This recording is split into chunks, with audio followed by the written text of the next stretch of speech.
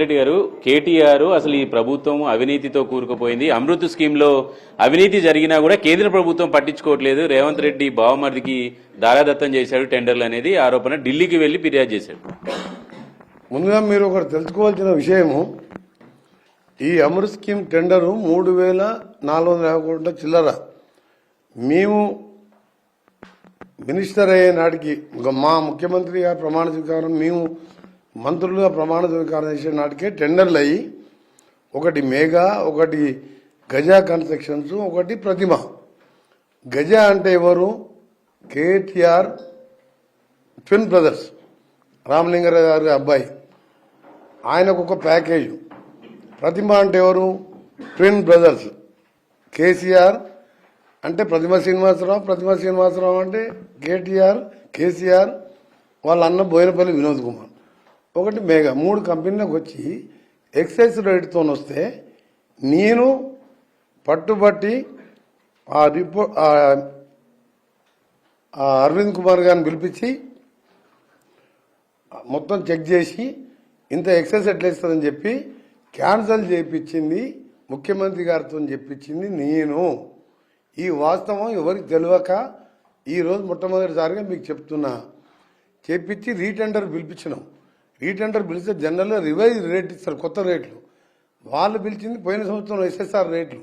కొత్త రేట్లకు ఒప్పుకోవద్దు, revise rate కాకుండా పాత రేట్లకే పిలవండి అంటే 65 కోట్లకు ఇంకా తక్కువకు వచ్చి 65 కోట్లు సేఫ్ అయినాయి. ఇందులో ఏ కంపెనీకి వచ్చినాయి కాంపిటీషన్లో? ఒకటి కేఎన్ఆర్, ఒకటి ఏఎంఆర్, ఇంకా సుజన్ రెడ్డి, ముగ్గురు కలిసి ఒక జాయింట్ వెంచర్, ఒకటి మెగా కంపెనీకి.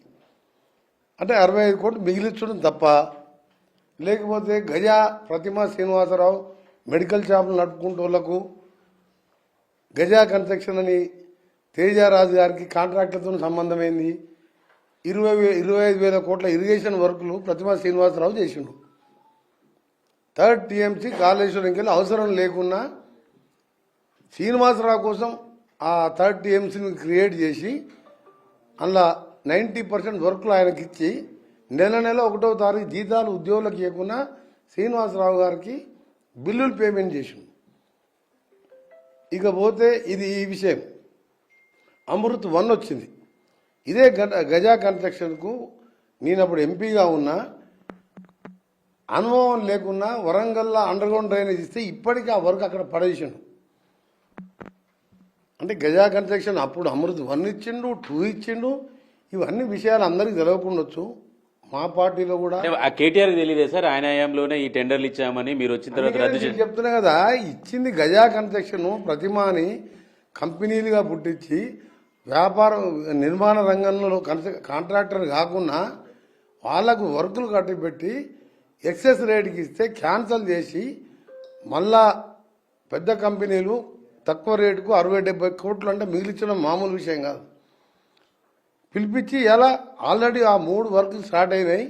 20% వర్క్స్ సకాలంలో పూర్తి చేస్తున్నాం. అయితే కొత్తగా టెండర్ ఇచ్చిన వాళ్ళకు ఆయన కేవలం రేవంత్ రెడ్డి బావమరిది కాబట్టి ఇచ్చాడు, ఆయనకున్న అర్హత ఏందని అడుగుతున్నారు. మీరేం పాత కంపెనీ అది ఏఎంఆర్ కన్స్ట్రక్షన్ జాయింట్ వెంచర్గా పెట్టుకున్నావు. ఎవరిని పెట్టుకున్నావు? ఏఎంఆర్కి సంబంధం లేదు. నీ అన్ని పేపర్లు కూడా మీకు కావాలంటే పంపిస్తాను. అలా సుజన్ రెడ్డి గారి భార్య కూడా ఒక డైరెక్టర్ అని చెప్పి జాయింట్ వెంచర్గా పెట్టుకున్నావు. అసలు ప్రతిమ శ్రీనివాసరావు గజా గురించి మాట్లాడుతున్న 1000 కోట్లు కాంట్రాక్టర్ కాదు, ఒక మెడికల్ కాలేజీ నడిపించుకునే మామూలు వ్యక్తి ఇలా 1000 కోట్లు కొనుక్కొని 100-200 కోట్లు పెట్టి లేటెస్ట్ హెలికాప్టర్ కొనుక్కునే స్టేజ్ ఏడికెళ్ళి వచ్చింది ప్రతిమ శ్రీనివాసరావుకు. ఆయనది ఒక నైని కోల్ బ్లాక్లో 20,000 కోట్లది 60,000 వేస్తే ప్రైమ్ మినిస్టర్ మోడీ గారిని నేను ఇన్వాల్వ్ చేసి పార్లమెంట్ సభ్యునిగా కోల్ కమిటీ మెంబర్ ఉండి ప్రైమ్ మినిస్టర్తో ఇన్వాల్వ్ చేపించి ఫైనాన్స్ కమిటీలో కూడా మెంబర్గా ఉండి క్యాన్సల్ చేయించిన అది రికార్డులో ఉన్నది. ప్రైమ్ మినిస్టర్ ఆఫీస్కి వెళ్ళి క్యాన్సల్ చేయమని 20,000 60,000కు శ్రీనివాసరావుకి ఇద్దామని. అంటే బీజేపీ వాళ్ళు కూడా ఇక్కడ దోపిడీ జరుగుతుంది, కాంగ్రెస్ లూటీ చేస్తుందని చెప్తున్నా కూడా విచారణ ఎందుకు చేయట్లేరు అని చెప్పేసి కేటీఆర్ ప్రశ్నిస్తారు. ఇవాళ కేంద్ర మంత్రిని కలిశారు. కేంద్ర మంత్రిని కలిసి ఓడి కేర్ చేస్తారు. ఈయన ఉట్టి ఎమ్మెల్యే. అలా గవర్నమెంట్ ఉండి ఆయన నెంబర్ 2 మినిస్టర్ ఉండి వాళ్ళ ఆయన సీఎం ఉన్నప్పుడేమో రీజనల్ రింగ్ రోడ్ 30,000 కోట్లు 2018 ఇస్తే దాని గురించి కలవలే. మాకు మోడీ లేదు బోడీ లేదు, మాకు ఢిల్లీ ఫండ్సే వద్దన్నాడు. ఇవాళ ఉట్టి ఎమ్మెల్యే కలిస్తే బోడీ ఎమ్మెల్యేని ఓడి పట్టించుకుంటాడు. ఈ ఎమ్మెల్యేని ఓడి పట్టించుకుంటాడు. కనీసం పార్లమెంట్ సభ్యుడైనా, ఏ పార్టీ పార్లమెంట్ సభ్యుడైనా ఆ పార్లమెంట్ సభ్యునికి ఒక లేఖ ఇచ్చినా ఒక దానికి శాంక్టిటీ ఉంటే దాన్ని ఎంక్వైరీ చేస్తారు. ఇలా కేటీఆర్ కొడుకు మాజీ మంత్రి ఎమ్మెల్యే అంటే తీసి అవతల పడేస్తారు. ఆయన చెప్పేది ఏముంది, ఎంక్వైరీ నేనే క్లియర్ చెప్తున్నా. నేను క్యాన్సిల్ చేయించిన ముఖ్యమంత్రి గారితో చెప్పి, సీఎం రేవంత్ రెడ్డి గారికి చెప్పి, ఇందులో గజా ప్రతిమా శ్రీనివాసరావు కేటీఆర్ బంధువులు ఇన్ని కోట్ల రూపాయలు దోసుకుంటున్న అమృత్ 2లో రీటెండర్ పెట్టమని క్యాన్సిల్ చేయించి దగ్గరుండి టెండర్ పెట్టించిన. ఇంతకంటే ఎక్కువ నేను చెప్పలేదు. 6 గ్యారెంటీలు అమలు చేయడం పక్కన పెట్టేసి అవినీతి. ఇప్పుడు 6 గ్యారెంటీలు కాదు, ఈయన పోయింది నిన్నటికెళ్ళి ఆ ఢిల్లీకి ఎందుకు పోయిండు, అమృత్ 2 కట్టర్కి సంబంధం, ఈయన ఎమ్మెల్యేగా కట్టర్ ఎందుకు కేర్ చేస్తాడు? 1000 మంది ఎమ్మెల్యే ఉంటూ భారతదేశంలో కోన్ కిస్కా కేటీఆర్ గారు ఎందుకు లెక్క చేస్తాడు? పోయింది ఎక్కడ అయిందంటే గవర్నర్ గారు ప్రాసిక్యూషన్కు రాసిండు. ప్రాసిక్యూషన్ ఇస్తే ఇమ్మీడియట్గా యాక్షన్ తర్వాత రియాక్షన్ ఏముంటుంది?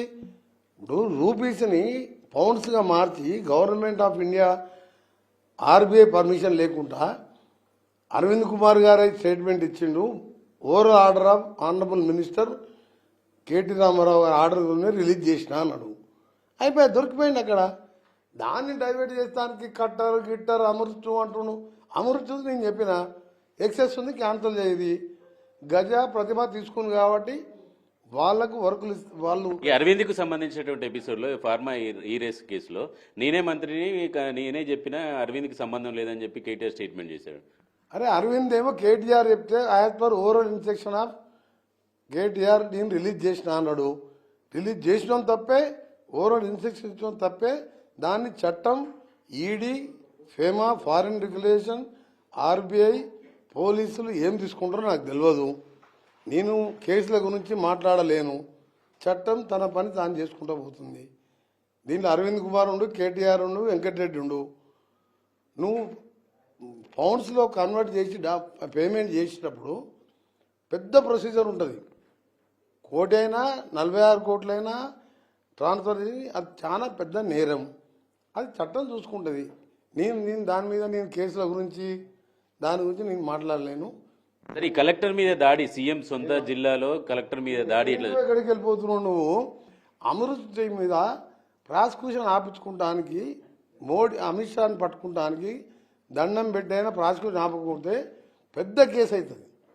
50 కోట్లు పౌండ్స్లోగా ఇల్లీగల్గా పంపిండంటే దాని గురించి మాట్లాడు. వికారాబాద్ కలెక్టర్ మీద దాడి అది ఒక టీఆర్ఎస్ కార్యకర్త చేసినట్టు పోలీసులు కూడా చేసిన. నేను కూడా అందరు ఆఫీసర్తో మాట్లాడుతున్నా. నిన్న కూడా మాట్లాడాలని రంగారెడ్డి జిల్లాలో ఉన్నా. నేను ఆ ఇన్సిడెంట్ ఆ ఏరియాలోనే ఉన్నా. ఇది కావాలని ఇవాళ గవర్నర్ దాని మీద కేంద్ర ప్రభుత్వం పర్మిషన్ ఇచ్చి త్వరలో ఇవన్నీ ఈ కేసు చాలా పెద్ద కేసు, అది అలాంటి కేసులు ఎన్నో బయటకు వస్తున్నాయి. డైవర్ట్ చేస్తానికి టీఆర్ఎస్ వాళ్ళతోని ఒక ఐఏఎస్ ఆఫీసర్, అది కూడా ప్రతీక్ జైన్ అనే మొన్నటి వరకు ఐటీడీఏ పిఓగా అడవులలో పనిచేసిన మంచి ఆఫీసర్ మీద దాడి చేయడాన్ని తీవ్రంగా ఖండిస్తున్నాం. ఇది అనైతికమైన చర్య. ఇవాళ మీరు అక్రమాలు చేసి అవినీతి చేసి అరెస్ట్ చేసే సమయంలో ఇష్యూను డైవర్ట్ చేస్తానికి చేస్తున్నారు. ఇందులో టెండర్లు కానీ ఏది కానీ మేము పారదర్శకంగా ఉన్నామని చెప్తానికే గజా ప్రతిపక్ష ఇచ్చినా క్యాన్సిల్ చేసినాం. 65 కోట్లు బిగిలిచ్చినాం. నువ్వేమో 65 కోట్లు ఏం లేను బోగస్ కంపెనీకి పౌండ్స్లో ట్రాన్స్ఫర్ చేసినావు. అది అరెస్ట్ అవుతున్నాం అని చెప్పి అరెస్ట్ అవుతున్నారు, కేసులు అందరు పెద్ద కేసు అవుతుందని చెప్పి కలెక్టర్ మీద దాడి చేయించినట్టు మా ఎస్పీ గారు నారాయణ రెడ్డి గారు టీఆర్ఎస్ కార్యకర్తగా సురేష్ అనే వ్యక్తిని గుర్తించడం జరిగింది. దాంట్లో కూడా వాంటెడ్లీ చేసిన వాళ్ళ మీద చర్యలు ఉంటాయి. ఎందుకంటే ఏం చెప్పాలో క్లారిటీ చెప్పినాను. Right, thank you very much. ఇది కోమటిరెడ్డి వెంకటరెడ్డి చెప్పినటువంటి విషయం. కేటీఆర్ ఢిల్లీకి వెళ్లి గవర్నర్ అనుమతి ఇవ్వకుండా విచారణకు ముందు జాగ్రత్తలో భాగంగా ఇలాంటి ఎత్తుగడ చేస్తున్నారని చెప్పేసి ఆరోపిస్తున్నారు. కెమెరామెన్ వెంకట యాదవ్తో జారీ, ఎన్టీవీ, హైదరాబాద్.